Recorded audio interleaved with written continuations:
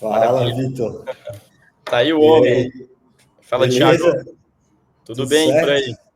Tudo tranquilo? Tudo bem. Mais Top. uma quarta-feira aí, metade do Quarta-feira, mês. correria, metade do mês antes da Páscoa. É isso aí, todo mundo de vendas correndo. Correria? Bom demais. Boa, boa. Maravilha. Bom, Obrigado Thiago, pelo espaço aí. eu que agradeço aqui. Primeiro, obrigado aí pelo teu tempo, pela disponibilidade também. A gente sabe que as agendas são bem corridas. É isso aí. Para quem está chegando agora também, explicar que esse aqui é o Get Demo Talks. É uma série de webinars aí que a gente faz a cada 15 dias. Hoje a gente tem duas séries, tem o Get Demo Talks, a gente sempre traz algum empreendedor, alguma história de sucesso. E a gente tem uma outra trilha também, que muita gente acompanha, que é o Show Your Product, que a gente mergulha um pouco mais nas demos interativas. Então, Thiago, obrigado aí pelo teu tempo. Se quiser comentar alguma coisa aí inicialmente, fica super à Cara, vontade. agradecer o convite aí, obrigado. Um prazer. Acho que vai ser um papo bem massa. Fica à Maravilha. vontade aí para a gente debater qualquer assunto, que a ideia é trocar experiências aqui. Fechado, maravilha. Pessoal, para quem não sabe, o Thiago, ele é fundador da Linko. A Linko é a primeira sala de vendas digitais aqui da América Latina. O Thiago tem passagens por grandes empresas de software, algumas fintechs também. E agora ele se dedica em ajudar os times de vendas a acelerarem resultados, principalmente simplificando a jornada de compra do B2B, né? Para começar, Thiago, desde o início, essa é a tua vez, é a tua primeira vez empreendendo depois de algumas experiências em startups, né? Então, algumas empresas de Big Data, algumas fintechs aí também, pelo que a gente tem conversado. E essa agora é uma solução nova no mercado e ela está conquistando vários times de vendas já por aí, no caso, as salas de Isso. vendas digitais, né? Então, para a gente iniciar aqui, Thiago, conta um pouco para a gente como é que surgiu a ideia da Linko e qual que é o principal problema que hoje ela resolve. Boa, boa, show. Cara, vamos lá então. A Linko, ela surgiu num contexto em que eu tinha recém saído de uma outra empresa que eu trabalhava e eu estava trabalhando como agência, assim, meio freelancer, mas já com algumas pessoas no meu time. Era uma agência de software, então eu já estava meio que empreendendo ali, mas muito na prestação de serviço, ainda algo muito, não necessariamente que eu queria fazer, mas algo que me servia ali naquele momento.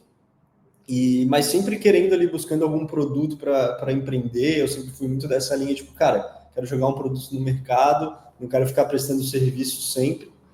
E, cara, em um desses projetos que eu estava trabalhando, que era para uma empresa de fora, eu acabei recebendo, durante uma negociação, um link que essa empresa criou, que era uma empresa grande, que eu entrei e, cara, lá tinha tipo um microsite com todas as coisas que a gente precisava para negociar. O cara mandou o contrato por lá, o cara tinha criado lá um checklist para a gente organizar o nosso relacionamento, e eu fiquei super assim, digamos assim, curioso com relação àquilo. Eu não conhecia o conceito de salas de venda na época, e basicamente o que estava acontecendo ali é que esse meu cliente, na verdade, ele tinha me mandado esse link de uma solução estrangeira.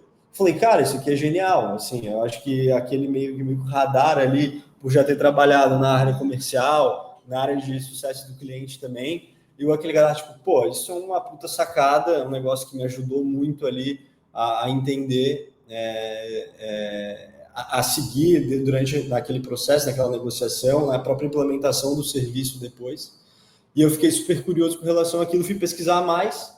Então, encontrei, de certa forma, esse conceito de Digital Sales Room, que em mercados mais maduros, ali como o americano, e na Europa já estão bastante proeminentes, né? Tem muitos times que já aderem à solução. Eu falei, cara, no Brasil não tem nada, é algo que eu me senti super preparado por já ter uma experiência passada em empresas de tecnologia, na área comercial. Falei, cara, vamos levar isso para o Brasil.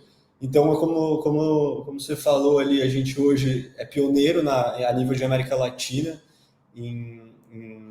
no conceito de salas de vendas digitais. que nada mais é do que a gente criar um espaço ali, uma interface com o nosso cliente, uma espécie de microsite, para a gente centralizar todos os materiais, próximos passos, enfim, todos os colaterais de vendas e marketing e pós-venda em um único ambiente, de forma atualizada, para simplificar esse relacionamento, ajudar o nosso cliente a decidir melhor também e navegar pela negociação.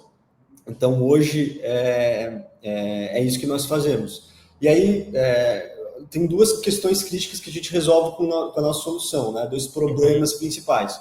O primeiro está relacionado ao vendedor e o outro ao lado do comprador, que a gente gosta de dizer que a gente atua nessas duas frentes. Então, a primeira coisa que a gente faz é tirar o vendedor do escuro, porque imagina que atualizando em tempo real ali, um ambiente único para se relacionar com o cliente, você consegue também traquear todo o engajamento que você vai ter ali dentro. Então, você sabe tudo que o teu cliente está interagindo, tudo que ele está fazendo, se ele olhou uma proposta comercial, se ele concluiu alguma atividade, se ele assistiu algum vídeo, se ele viu algum PDF importante que você compartilhou com ele.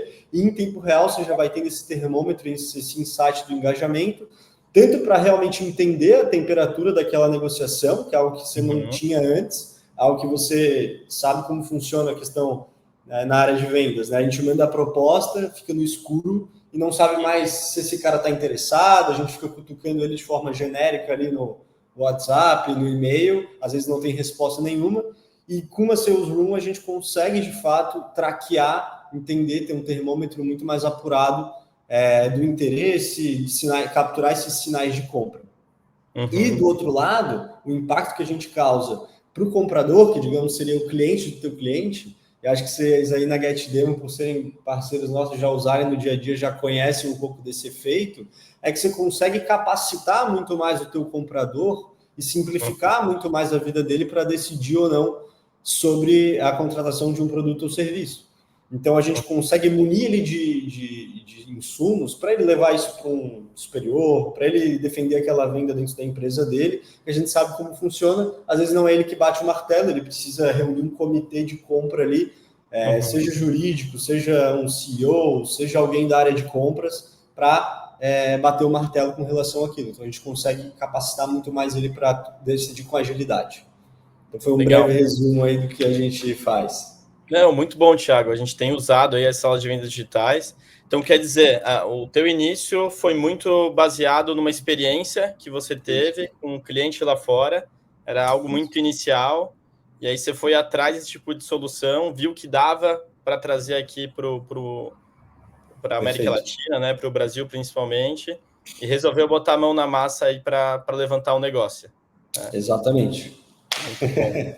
A gente pegou algo que a gente sabe que no Brasil demora um pouquinho para as coisas acontecerem e elas precisam de certa adaptação, né? Não é só copiar e colar o que está funcionando lá fora. Então, foi um trabalho muito de a gente entender como funciona a cultura de vendas aqui, até para a gente entender como integrar esse produto no dia a dia dos times de vendas, nos times de pós-venda. E a partir disso, a gente criou, obviamente, uma versão que tem agradado bastante gente aqui no Brasil, principalmente. Legal. Você tocou num ponto super, super legal, porque eu vejo muito empreendedor que gosta de fazer o copycat. Então, ir para fora, ver o que está rolando lá de Product Hunt, TechCrunch, e aí acha que é pegar um negócio lá que funciona muito bem nos Estados Unidos, que lá é redondo, que já recebeu milhões de investimentos, fazer um copy-paste e adaptar aqui para o Brasil. Né?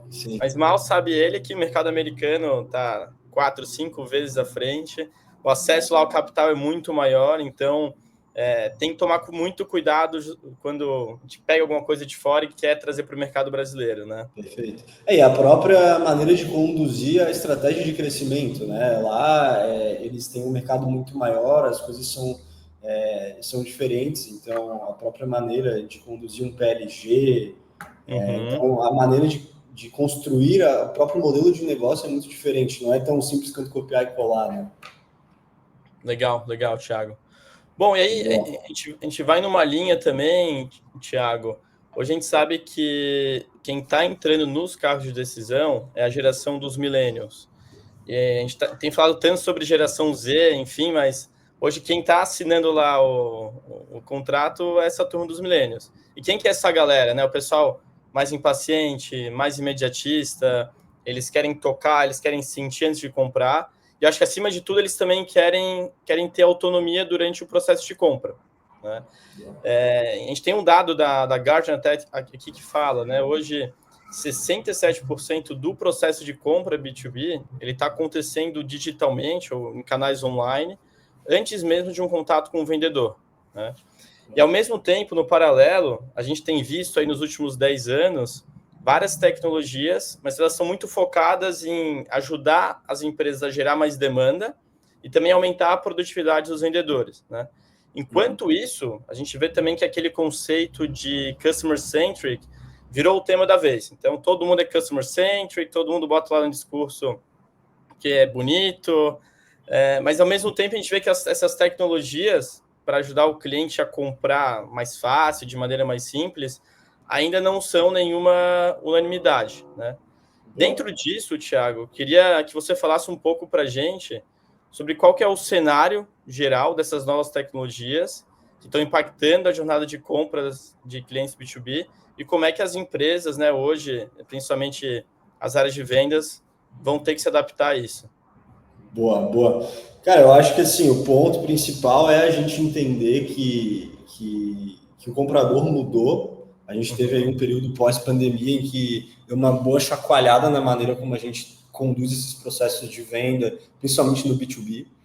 Então, a gente vive num contexto que a nossa experiência de compra B2C, ela é muito fluida, mas no B2C é tudo muito mais truncado. Então, ao mesmo tempo que nós somos ao mesmo tempo vendedores e compradores, a gente se coloca nessa posição e nessa reflexão de, cara, se eu vou comprar alguma coisa no Mercado Livre, isso vai chegar no outro dia na minha casa e com 2 cliques. Mas se eu vou comprar um software para minha empresa, para acelerar a produtividade do meu time, eu demoro meses, é um processo confuso, envolve muitas pessoas, e eu, enquanto comprador, eu sou um cara muito mais imediatista, muito mais confuso com a quantidade de informação disponível, mas mesmo assim o processo continua, digamos assim, muito ultrapassado. É claro que a gente não pode comparar eu comprar uma televisão no Mercado Livre com comprar um CRM para minha empresa, mas a grande reflexão que fica aqui a gente cada vez mais tem experiências autônomas, fluidas, sem fricção, no B2C, e no B2B esse processo não evolui. Ele continua, às vezes, em threads gigantes de e-mail, em grupo de WhatsApp, onde tudo fica meio bagunçado, desatualizado, pessoas que precisam estar ali não estão. Então, basicamente, o que está acontecendo é que cada vez mais os processos antigos estão com uma taxa de conversão menor e ciclos de venda maiores. Então, a gente tem dados de mercado. Tem até um dado do HubSpot que diz que o ciclo médio de vendas aí B2B de uma venda de software, middle market, ali, enterprise, está em torno de 83, 90 dias, se não me engano. Então, os ciclos eles estão aumentando, as conversões estão diminuindo, porque, basicamente, o processo está descolado do que o comprador quer, né? Então, dito isso, a gente vê o próprio exemplo de vocês na GetDemo como uma super tendência nesse sentido de colocar o comprador no centro, de facilitar a vida para ele, tirar um pouco a fricção, que eu acho que esse é o grande apelo que o processo de compra deve ter, é tirar a fricção do momento em que eu decido seguir adiante num processo de contratação de uma solução para conhecer melhor um produto ou serviço. Então, tirar essa fricção, mostrar o produto desde o início, levar muito mais informações para o meu cliente decidir sozinho, porque o que a gente brinca aqui na Linko é que a venda ela acontece quando a gente não está na sala. O que isso quer dizer? Que a venda ela acontece quando a gente não está fazendo uma reunião direta com o nosso cliente. A venda acontece quando eu saio da minha reunião, continuo lá no meu dia a dia, e quando eu chego em casa eu lembro que eu falei a respeito daquilo aquele dia, aí eu vou olhar o PDF que o cara me mandou, eu vou assistir a um vídeo, eu vou conversar com alguém que já usa esse serviço, vou pesquisar na internet, ainda mais agora com IA, vou lá e pergunto para o chat GPT se aquilo funciona mesmo. Então, a experiência ela acontece de forma muito assíncrona e autônoma. Então, cara, nessa linha ainda, eu acho que o resumo é que a gente está vivendo a era do que alguns mercados mais maduros já chamam de buyer enablement, que é basicamente a gente sair daquela atenção exclusiva que os times de venda davam para o sales enablement, que é habilitar o vendedor com ferramentas da porta para dentro. Então, é uma ferramenta que ajuda ele ali sei lá, a melhorar a taxa de abordagem, sei lá, enriquecer o dado do CRM, mas, no fim das contas, a experiência de compra que o cliente dele tem não evolui. Então, o Buyer Enablement é justamente habilitar o comprador, facilitar a vida do comprador para ele tomar a decisão de seguir ou não com a gente. Então, oferecer um processo de compra como um serviço também que você está vendendo, porque Sim. A gente tem que lembrar que o cliente ele está basicamente comprando o nosso produto pela primeira vez, ele não sabe como funciona aquilo. Então, quanto mais confusão ele tiver nesse processo, provavelmente as chances de fechar são menores, ainda mais dado o contexto de quem é esse cara hoje, que você falou, é a geração Z, é o cara ansioso, é o cara muito informado, o cara muito confuso. Então, basicamente, o nosso papel como vendedor hoje é ajudar esse cara a gerar contexto sobre comprar um produto e facilitar a vida dele para andar por cada etapa do processo. Legal. Não, muito bom, Thiago. Até você trouxe um ponto ali, acho que o sonho de todo mundo é comprar software igual a gente vai no Magazine Luiza para comprar uma geladeira, mas a gente sabe que dessa maneira nunca vai ser, que tem vários pré-requisitos, às vezes depende... O ponto é que pode ser muito melhor, né? Não vai ser tão simples como clicar um botão ali de comprar agora, mas pode ser muito melhor do que é. Sim, sem dúvida. E ao mesmo tempo, junto com essa autonomia que o cliente pede, muitas vezes a gente vê aqui que em decisões de compra, em processos de compra de empresas enterprise ou mid-market, tem cada vez mais aumentado a quantidade de decisores. Isso é um outro desafio. Então, como é que eu faço, por exemplo, para diminuir meu ciclo de vendas, enquanto mais stakeholders, mais decisores são adicionados nas conversas, né? Exatamente. E às vezes é muito comum a gente ver, a gente faz a reunião com um gerente, com um coordenador, e a gente depende que esse cara tem que defender o projeto internamente. Então, toda essa questão que você trouxe de capacitar o cliente a comprar, educar ele até chegar ao sim, eu acho que é um super caminho aí que as empresas em algum momento vão ter que adotar, né? Senão vão ficar sempre dependentes ali de... Eu digo que é o vendedor torcedor, né? Ele manda a proposta, não faz follow-up, não capacita... Ele fica no escuro, né? Que é isso. Ele basicamente fica ali torcendo para o cara ter gostado e entrar em contato com ele, porque, cara, se ele ficar dependendo de cutucada genérica, tanto no WhatsApp como no e-mail, provavelmente não vai dar em nada, né? Sim, não, sem dúvida.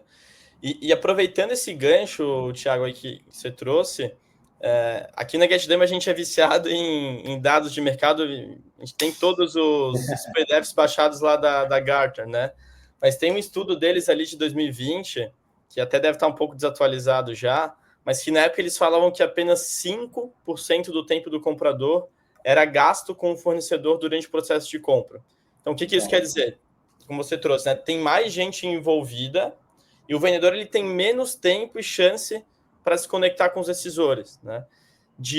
Baseado na tua experiência, o que você tem visto de mudança no mercado, né? Toda essa transformação, qual você acha que vai ser o papel de fato do vendedor dentro desse contexto? Cara, assim, eu acho que o vendedor ele já saiu daquele posto onde ele era o detentor da verdade. Assim. O vendedor, hoje ele se depara numa reunião comercial com um cliente super bem informado, um cliente às vezes até com excesso de informação, um cliente com muita dúvida, mas não por falta de insumos, mas por falta de contexto. Então, acho que o vendedor ele vira um grande gerador de contexto, cara. O vendedor ele é um facilitador no quesito de levar para o cliente uma noção do porquê ele precisa fechar aquilo com ele, mas não necessariamente é o cara que ele vai te dizer, digamos assim, a verdade sobre o que é bom para a tua empresa e o que não é. Porque provavelmente o cara já veio com muita informação, já pesquisou muito, já falou com muita gente. Então, o papel do vendedor é basicamente pegar pela mão dele e dizer, olha, beleza, se você quer chegar nesse resultado, então a gente tem que seguir esse caminho, a gente pode desenhar juntos aqui um plano para a gente chegar lá e a gente vai chegar nesse resultado. Ou seja, oferecer clareza para o comprador é muito mais importante hoje do que ficar enfiando goela abaixo um monte de informação que provavelmente ele já tem, porque as coisas são muito acessíveis hoje, o cara já deve ter esmiuçado o teu site. E é a mesma coisa, e é exatamente o que você falou, Vitor. Eu acho que esse dado é um dos mais importantes, inclusive, que defendem um pouco a tese da Linko, né? Então, a gente cada vez tem menos tempo à frente desse cliente e a gente precisa otimizar ele. Só que a grande questão é, eu não posso depender só desses 5% aí do tempo gasto da venda para, enfim, ter contato com o meu cliente. Então, as salas de venda, elas entram justamente nesse gap, nesses 95% do tempo restantes da jornada de compra, que eu preciso agregar também valor para esse cara. Então, como que eu aumento esses pontos de contato, essas entregas de valor e essa esteira de relacionamento com o meu cliente, quando a gente não estiver numa reunião aqui, numa call, 1 a 1 falando, e eu tentando te mostrar benefício e ele me trazendo objeção, mas e o resto, né? Então, a sala de venda, ela entra justamente nisso, para a gente também aumentar o ponto de contato quando a gente não está na sala, a gente não está falando 1 a 1. E acho que isso é crucial, porque eu preciso levar para o meu cliente essa clareza, eu preciso levar para o meu cliente essa, digamos assim, esse mapa da venda, para ele entender que a gente vai começar um relacionamento no dia 1 e no dia 12 a gente vai estar assinando o contrato e firmando a parceria, e 1 semana depois ele já vai começar a ver resultado. Então, acho que nunca antes o cliente precisou ter tanta clareza do que ele tá comprando. Ainda mais porque, como você falou, tem muitas pessoas envolvidas no processo, e isso exige também que ele preste contas, seja para um servidor, seja para um comitê de compra que está sendo formado na empresa dele, principalmente para vendas maiores, mais enterprise, com tickets mais altos, vendas mais complexas, né? E a sala de vendas, ela também entra muito nisso, né? De ajudar o cara a prestar contas e alinhar múltiplos stakeholders ali daquela negociação, no que está rolando, em que pé que está aquela venda, quando é que o resultado vai chegar, quando é que vai ter a reunião tal. Então, eu acho que é muito isso, cara. Legal, Thiago. Então, fazendo um resumo aqui, o que você está falando para a gente é que aquele vendedor é o mais tradicional, que ele agenda a reunião, faz ali a demonstração ao vivo, depois manda a proposta. O cara que faz esse feijão com arroz, daqui a alguns anos ele vai estar com os dias contados. Se ele não se adaptar... O feijão com arroz não tá mais, não quer dizer mais nada, né? Legal. Então aí tem essas ferramentas aí que você comentou que vão apoiar, não vão substituir, né? Acho que vão apoiar o vendedor durante o processo. Exato, e ele vai ser o facilitador para apoiar ali o cliente. Exatamente. Ele vai entrar como um facilitador, usando, obviamente, o poder de algumas ferramentas, a própria Get Demo, para o cara levar uma experiência ali onde o cara já entra no produto mesmo, antes até de ter um papo com vendas, uma sala de vendas para o cara conseguir, basicamente, tangibilizar essa tese, né, de que o cara precisa, de fato, unificar num único link ali toda a esteira de relacionamento, e a partir dali ele consegue chegar nesse objetivo de alinhar os múltiplos stakeholders, de enviar mais insumos ali para tomada de decisão, e o vendedor, por outro lado, vai tendo ali um traqueamento em tempo real de tudo isso para também decidir o que fazer. Muito bom. Não, muito bom, Thiago. Thiago, agora indo mais numa linha de trending topics aí, que a gente acho que não poderia deixar de falar, né? Então, acho que o assunto mais hypado aí do momento, tanto no Brasil quanto no mundo inteiro, é a IA generativa, né? A gente tem um dado aqui da Accenture, que ela fala que hoje 45% das empresas B2B já estão utilizando a IA generativa de alguma maneira, seja através de personalização, geração de conteúdo, ou até mesmo aqueles chatbots automatizados também, né? Sim. Então, a gente sabe, assim, hoje a IA é uma realidade, ela está transformando aí praticamente tudo que a gente faz aí no dia a dia, nossa rotina. Eu, pelo menos, acredito que vai ter a era, assim como teve a era pré-iPhone, a era pós-iPhone, a gente está vivendo agora a era pré-IA e a era pós-IA. E eu acho que tem bastante chão ainda para melhorar bastante coisa. Mas a minha pergunta aqui, Thiago, é mais relacionada a IA dentro da jornada de compra do cliente, né? Então, na tua opinião, em quais etapas do processo os clientes eles já podem perceber algum tipo de valor agregado? Qual que é o tipo de solução que você tem visto que tem ajudado hoje aí tanto o cliente a comprar mais fácil, ou até mesmo o vendedor ali a fechar as vendas mais rápido, né? Boa. Cara, eu acho que assim, falando de IA, obviamente daqui a pouco isso até vai deixar de ser uma tendência. Eu acho que hoje a gente vê todos os vários produtos aí meio que usando a IA como o próprio marketing, né, para se colocar Uhum. como empresas, digamos assim, de vanguarda, enfim, abraçando a tecnologia. Só que eu acho que o futuro barra presente da IA é ela se tornar 100% embarcada em tudo que é solução que a gente vê. Então, a gente pode ver todos os CRMs aí embarcando IA de forma nativa, diversas empresas, desde a empresa que a gente transcreve as nossas calls para fazer as primeiras reuniões, até uma Linko que embarca IA ali para ajudar o cara a fazer follow-up com contexto. E eu acho que com relação à jornada de compra, cara, é muito nessa linha. Qual que é o problema da jornada de compra? É uma jornada com muita fricção e com falta de personalização. E eu acho que a IA ela vai ser justamente o contraponto disso. Ela vai te ajudar a tirar muita fricção e gerar muito mais contexto, direcionamento, em vez da gente ficar com abordagens cada vez mais genéricas. Então, imagina que, por exemplo, a partir do momento em que eu tenho uma IA lendo todas as conversas que eu tenho com o meu cliente, analisando todos os materiais que eu mando numa sala de vendas, entendendo o comportamento dele numa demo interativa, eu consigo ter um contexto para aquele momento em que aquele cliente está, para que eu faça, de repente, um follow-up super direcionado para o cara estar fazendo naquele dia, naquele momento. Em vez de eu simplesmente chegar para ele e perguntar, olha, conseguiu olhar o que eu te mandei aí, vamos avançar, né?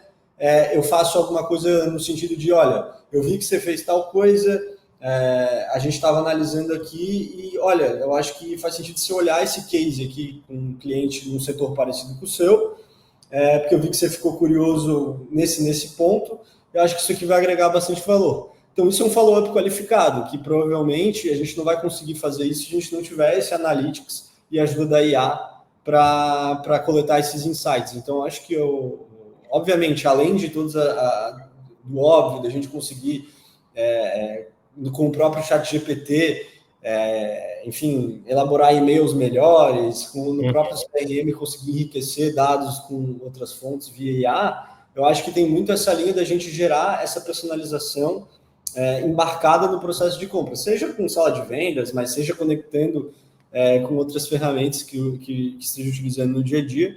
Eu acho que a IA vem muito para isso, para gerar uma abordagem mais personalizada. E claro, né, o aumento de produtividade em diversas tarefas do cotidiano. A gente tem agentes aí já automatizando uma série de tarefas. A própria proposta comercial do vendedor, sim, ela já está saindo ali de prateleira depois da call.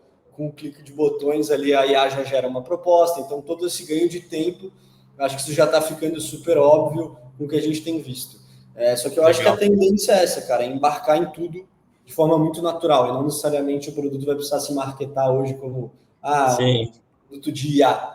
IA vai ser algo meio óbvio, né? Que hoje acaba sendo muito sexy, né? Se a gente pega os headlines dos sites, não só no Brasil, mas fora também, tem sempre pitada de IA ali para chamar atenção e deixar o negócio mais sexy. Exato. Até na semana passada, a gente teve aqui como convidado também numa transmissão que a gente fez com o André Siqueira, cofundador da RD.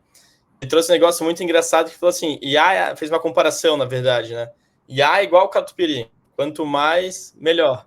Né? Mas, ao mesmo tempo, a gente pode ter lá um pastel que tem muito mais catupiry do que frango, por exemplo, né? Exato. Então, o negócio já não fica mais tão equilibrado.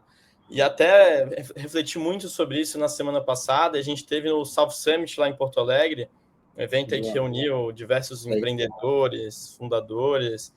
Teve uma galera também, os investidores, acho que tinham mais de 900 investidores lá, fundos de VC, etc.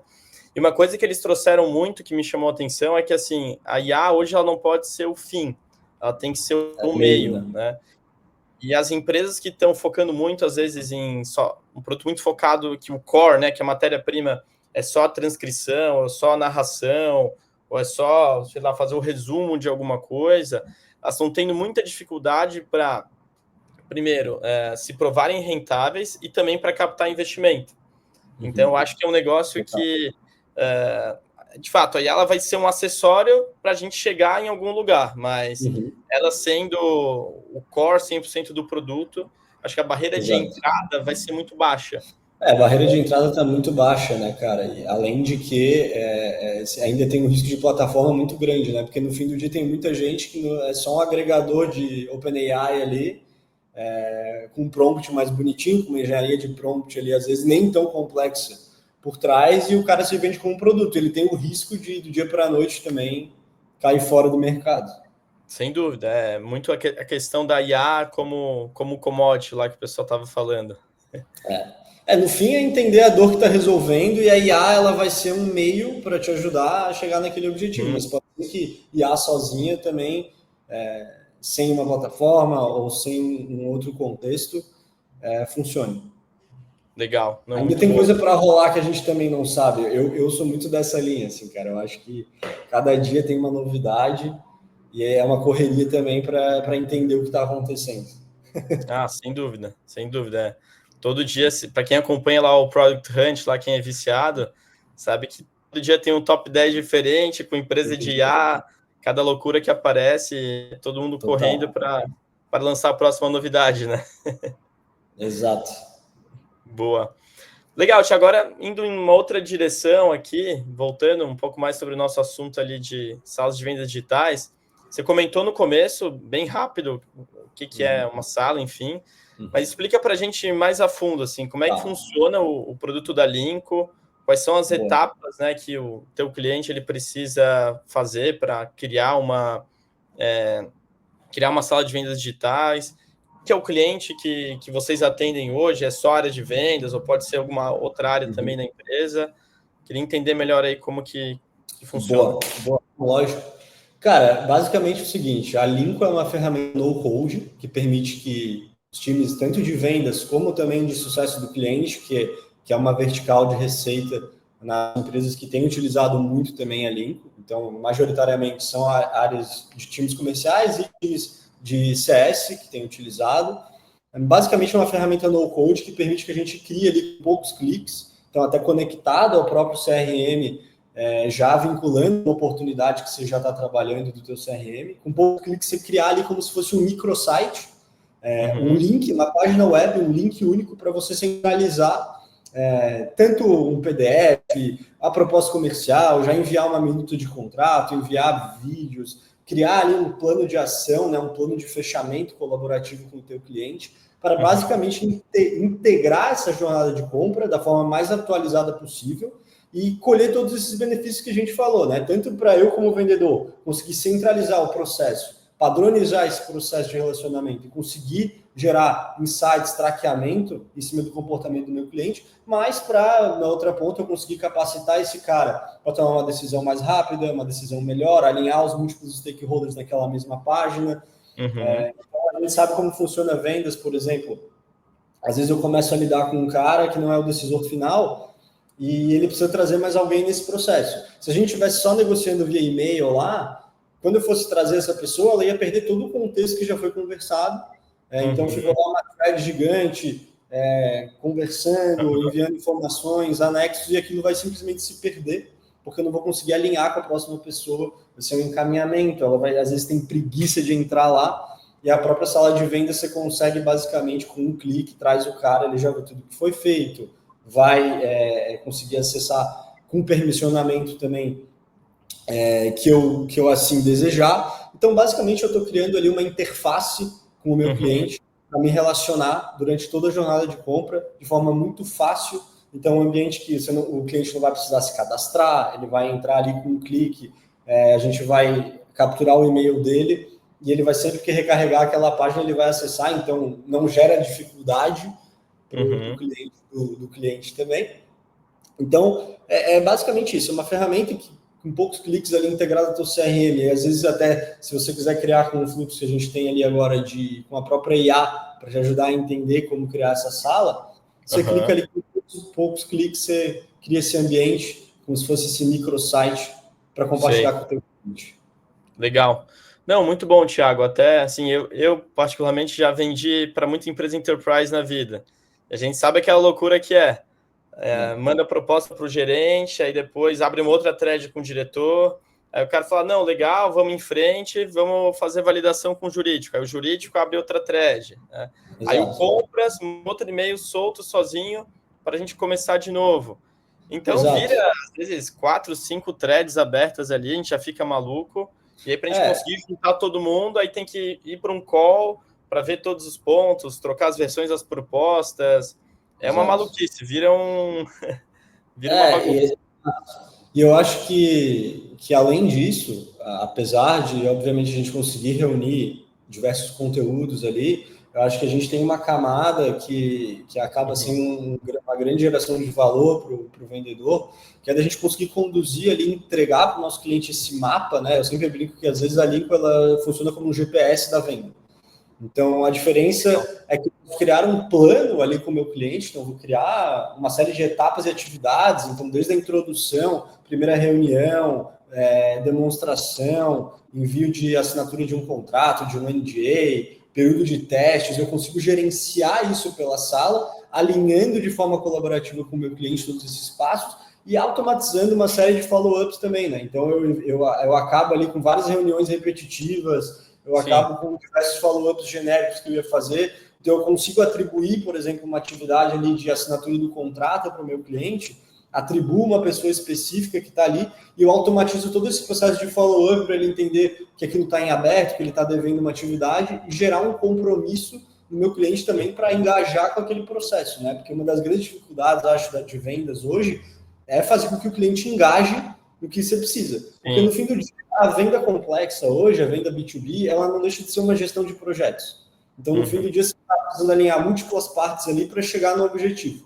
Então, se conseguir ter esse alinhamento, é fundamental. Muitos vendedores criam essas esteiras ali de relacionamento e se organizam de forma estática, às vezes no Excel ou às vezes dentro do próprio CRM, o cara tenta fazer uma gestão ali de atividades que precisam ser feitas com aquele cliente para até chegar no momento de formalização e de vender. Só que no fim do dia eu sempre falo, cara, isso é um mapa. Qual foi a última vez que você usou um mapa estático na vida, aquele papel lá, ficar marcando com a caneta? Cara, isso não funciona, porque aquilo basicamente não vai ser atualizado em tempo real. Às vezes isso fica só para o vendedor no back-office, o cliente não tem acesso, então aquilo está na cabeça do vendedor, mas não reflete a realidade, o processo de decisão que o cliente tem dentro da empresa dele.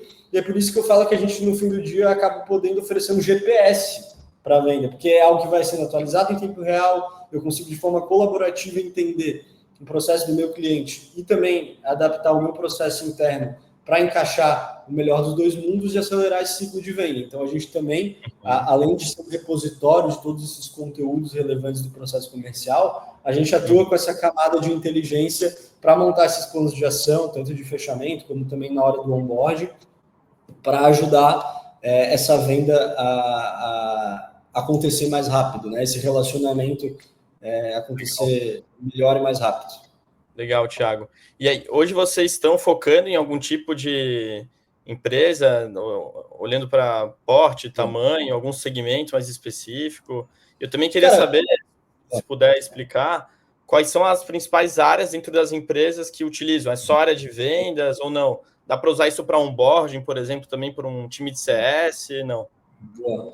Cara, vamos lá. Assim, o nosso cliente hoje, obviamente, pela natureza do negócio, são empresas que vendem no B2B, mas principalmente empresas com ciclos de venda maiores. Então, você pegar aí empresas que têm pelo menos aí acima de uns 30, 60 dias para cima de ciclo de venda. São empresas que têm uma aderência muito bacana, que é onde justamente a gente agrega valor para ajudar a encurtar esse ciclo de vendas, de alinhar esses múltiplos, esse comitê de compra maior que está envolvido no processo, tá? Hoje, a vasta maioria, a base de clientes da Linko são empresas de tecnologia, mas hoje a gente abraça muitas empresas no setor de serviços também, como agências, escritórios aí de contabilidade, escritórios de advocacia. Então, são setores um pouco mais tradicionais também que tiveram uma aderência muito bacana com o produto.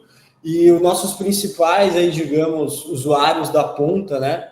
Uhum. Então, eu tenho gestores comerciais, SDRs usando numa ponta e o time de CS usando em outra. E muitas vezes eles estão se conectando numa mesma empresa. Então, a gente tem hoje vários clientes, às vezes que começaram usando só no time comercial ali para fazer a gestão do processo de vendas, mas naturalmente, como eu conduzi todo o processo comercial dentro de uma sala de vendas, eu vejo que na hora de eu fazer a implementação, como você falou ali, a hora do onboarding, faria super sentido manter esse relacionamento no mesmo lugar. Então, naturalmente, a gente acaba expandindo o leque de atuação para os times de CS. Então, hoje, uma das nossas ofertas de produto também é para os times de CS executarem o onboarding, conduzirem todo o relacionamento com o cliente, compartilhando os materiais relevantes, compartilhando ali com os usuários que vão estar envolvidos naquele processo de implementação, ou na própria parte de renovação de um contrato, se reúne novamente todos aqueles stakeholders para mostrar informações relevantes e o porquê conduzir aquela renovação. Então, cara, hoje a gente brinca que a gente basicamente abraça a jornada completa, que é desde ali do cara que faz uma reunião de qualificação como SDR até o analista de sucesso do cliente, o Customer Success, que conduz ali uma implementação, que conduz uma renovação. Então, ele abraça todas aquelas pontas. Muito bom, não, legal. Acho que isso, principalmente para o gestor de venda, é muito bom que ele consegue ter uma visão de maneira centralizada, de maneira traqueada, desde o início e até a hora que passa o bastão para a área de CS. Exato.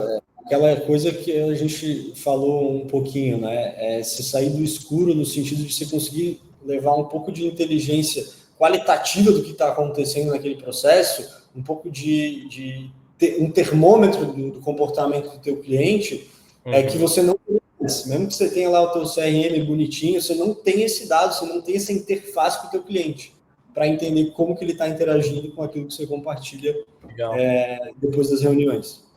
Não, muito bom. A gente fala muito no LinkedIn aí também, o pessoal comenta muito sobre a rixa entre marketing e vendas, né?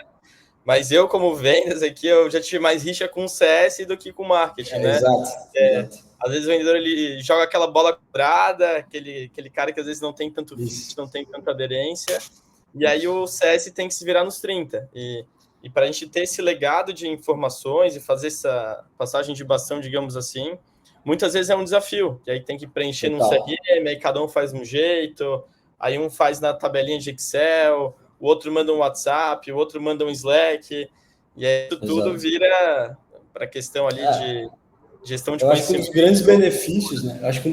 Desculpa te interromper, é você conseguir padronizar também todas essas etapas que às vezes elas passam despercebidas e elas já são muito, hoje em dia, feitas de forma ali desestruturada na empresa, mas você consegue padronizar, por exemplo, um handoff ali de vendas para o CS, nessa passagem de bastão, onde você já vai ter, por exemplo, numa sala de vendas, todo um contexto do que aconteceu naquele processo comercial, que para o CS ele vai com um clique entrar naquele ambiente e vai ver, cara, tudo que foi feito, o que esse cliente viu, o que ele não viu, o que ele já interagiu. Então você consegue basicamente esse acesso instantâneo aos stakeholders, ao histórico do que foi realizado, e você evita justamente essa passagem quadrada aí dessa bola para o cara dominar, né? Então facilita demais, cara. É um dos feedbacks que a gente mais recebe, para ser sincero, a respeito dessa integração entre as duas áreas. Maravilha, boa. E Thiago, até uma curiosidade aqui que surgiu. Existe hoje alguma receita de bolo, algum modelo de sala que hoje faz mais sucesso, que vocês recomendem para os clientes?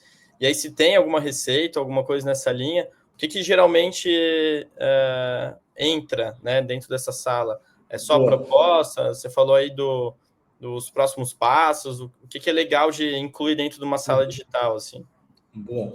Cara, assim, obviamente a gente, como enfim, tá à frente desse negócio, a gente já entendeu muito do que acaba sendo proveitoso estar ali dentro. Então a gente tem uma série de templates que, obviamente, para os nossos clientes já começarem ali com um ponto de partida, como sugestão, para estruturar essas salas. Mas, cara, basicamente, quando a gente está falando de processo comercial, uma sala, via de regra, ela vai incluir ali um checklist de próximos passos, um plano de próximos passos.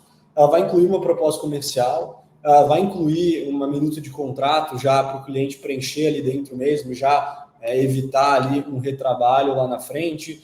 Ela vai incluir alguns vídeos demonstrativos, umas demonstrações da GetDemo que podem estar lá dentro também, para ajudar o cliente a se autosservir ali, né? Uma experiência bem self-service para ele entender o que está sendo contratado, o que está sendo tratado. Então, basicamente, cara, a gente, nesses modelinhos que a gente monta para ajudar os nossos clientes, eles normalmente incluem proposta, próximos passos, demonstrações de produto, um case de sucesso que seja relevante compartilhar de forma personalizada com aquele cliente. Então, um case de sucesso para o setor do cara, um case de sucesso ali relacionado à dor que ele quer resolver, e documentos importantes. Então, eu tenho lá, às vezes, um checklist de segurança que precisa ser preenchido para vendas mais enterprise, eu tenho uma minuta de contrato, como eu já comentei, eu tenho ali documentos informando questões específicas do meu produto. Então, é basicamente isso. E, claro, cada processo vai ter uma ou outra peculiaridade que vai ter total liberdade dentro de uma sala de vendas para personalizar aquela sala para encaixar naquele processo. Então, a gente tem componentes de formulários para poder coletar dados lá dentro. Tem diversas possibilidades que vão complementar aquilo que já é meio que por padrão, né? Muito bom. Não, legal, Thiago. Ainda mais esse tracking todo depois, acho que conectando tudo isso com o CRM, enfim, para o gestor de vendas ali é uma baita de uma ferramenta, né? Com certeza, Boa. sem dúvida nenhuma, cara. Legal, a gente tem recebido muito feedback positivo, e não só das empresas de tecnologia, que foram, digamos assim, o nosso primeiro público-alvo, assim, com maior aderência, mas agora que o conceito começou a ficar um pouco mais difundido, as pessoas começaram a já se deparar com o conceito de salas de vendas, a gente começou a entrar em indústrias mais tradicionais do mercado que começaram a pegar um pouco esse conceito de unificar todo o processo num único link. Então tem sido bem legal, cara. Boa, excelente, Thiago.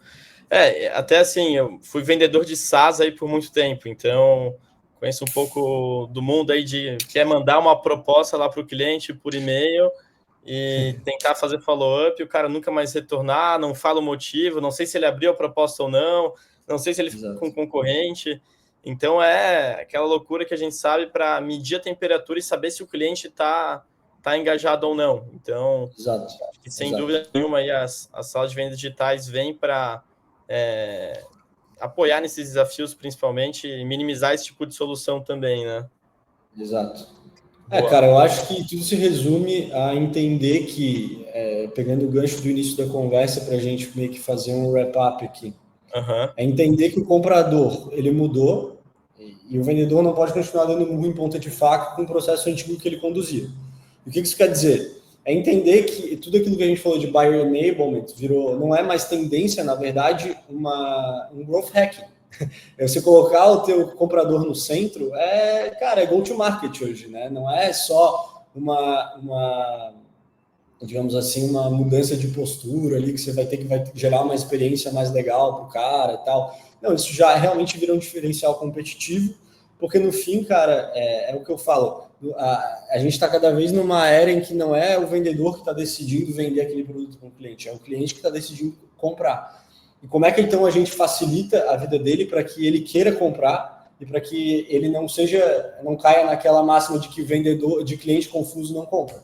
E, cara, cliente confuso não compra. Então a gente tem que basicamente tirar toda essa confusão, toda essa fricção no meio do caminho e facilitar o processo para o cara. Normalmente isso já é meio caminho andado para a venda acontecer. Porque hoje, quando o cara entra em contato com a gente, se a gente não está fazendo uma prospecção super fria, cara, tudo que ele precisa é só que a gente pegue pela mão e mostre o caminho para ele. Não é mais ficar tentando convencer ele a qualquer custo, porque se ele vem falar com a gente, se a gente já conseguiu gerar um lead qualificado, às vezes o que a gente precisa é só tirar a fricção do caminho para facilitar o processo para ele comprar.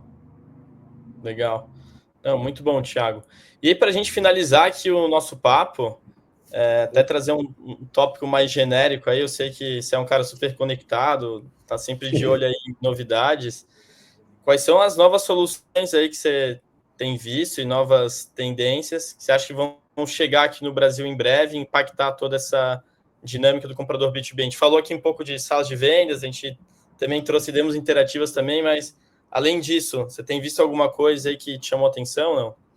Cara, eu acho que assim, eu acho que cada vez mais, eu acho que a gente vai estar falando de agentes. Então, o que eu vejo que mais está surgindo, às vezes são soluções mais genéricas, mas às vezes a gente vê alguns casos específicos assim para vendas e para a área comercial, mas principalmente relacionados a agentes de IA. Acho que é hoje que está no hype, né? Então, cara, tem muita coisa legal para ajudar o cara a preencher CRM, tem muita coisa legal para ajudar o cara, às vezes até para alimentar uma digital sales room ali, uma sala de vendas de forma automatizada. Então, eu acho que a grande tendência, cara, é essa automação de fluxos. Então, não é necessariamente um produto novo, um pulo do gato, digamos assim, uma ferramenta que vai, digamos, disruptar a jornada, mas são ferramentas que vão contribuir para que a jornada aconteça de forma mais automatizada. Então, cara, supondo que você tem lá um CRM, uma sala de vendas, uma demo interativa, você ter ali mecanismos de conectar tudo isso para que num clique de botões essas coisas se conversem, se conectem e se retroalimentem. Então, da mesma forma que a Linko vai retroalimentar um CRM, enriquecendo ali com dados do engajamento do comprador, a GetDemo vai estar embarcada também numa sala de vendas e vai informar também o CRM sobre o comportamento daquele lead, daquele comprador. Então, cara, eu acho que principalmente são ferramentas que vão conseguir fazer essa orquestração. Eu acho que isso que é o que eu mais tenho visto, não é necessariamente um CRM mais moderno, não é necessariamente uma ferramenta, uma reinvenção da roda. Basicamente, eu acho que é deixar todo esse fluxo muito mais frictionless, né, que fala, que é fluido. Então, eu olho muito para esse lado, eu acho que é o que está em alta, é o que a gente tem tentado fazer também na Linko, simplificar o fluxo, integrando com o máximo de ferramentas possíveis que o vendedor já usa no dia a dia, que os times já usam, para justamente a gente não gerar esse retrabalho, porque eu acho que hoje a grande tendência no mundo é a gente cada vez menos ver interfaces, e sim prompts, né? E sim diálogos com a IA. Então, é como integrar essas ferramentas todas para que isso vire um diferencial também lá na frente, uma ferramenta fácil de integrar e fácil de incorporar no teu fluxo, não necessariamente adotar mais uma ferramenta ali revolucionária, que não é isso que vai resolver o problema. Muito bom, muito legal, Thiago. Ótimos insights aí para todo mundo. E aí, turma, acho que já se encaminhando mais aqui para o final da nossa live, eu confirmei aqui, eu acho que nos comentários a gente não tem nenhuma pergunta, mas se alguém quiser fazer ainda tem tempo, só colocar aqui nos comentários. Então, indo já para as palavras finais aqui, Thiago, de novo, te agradecer muito pelo teu tempo. E conta aí para a galera que quiser entrar em contato contigo, que quiser conhecer um pouco mais sobre a Linko, como é que podem marcar aí um papo. Cara, primeiro eu que agradeço, né, o convite, super legal. A gente parceiros aí também então, no dia a dia, então muito legal ter esse contato com a GetDemo, acho que o produto é muito legal, a empresa é muito legal. E, cara, para entrar em contato comigo, basicamente LinkedIn é onde eu costumo postar mais conteúdo, né, específico sobre Buyer Enablement, sala de vendas, então para quem quiser também entender um pouco mais, ficar ligado por lá. E quiser conhecer a Linko, acesse o nosso site, né, linko.com.br, Linko com Q. Lá dá para agendar uma demo com a gente conversa, dá para fazer uma demo interativa lá também para mexer um pouquinho no produto por dentro, entender um pouco melhor, tangibilizar um pouco melhor esse papo que a gente teve aqui sobre o que é de fato uma sala, então dá para seguir um fluxo lá interativo para entender e falar com a gente, que vai ser um prazer aí, obviamente, entender como encaixar a Linko no dia a dia de qualquer um de vocês que esteja assistindo. Perfeito, então é isso, pessoal. Obrigado a todo mundo que nos acompanhou aqui, que nos assistiu. Na semana que vem tem mais, então até a próxima e até breve. Valeu. Obrigado, pessoal.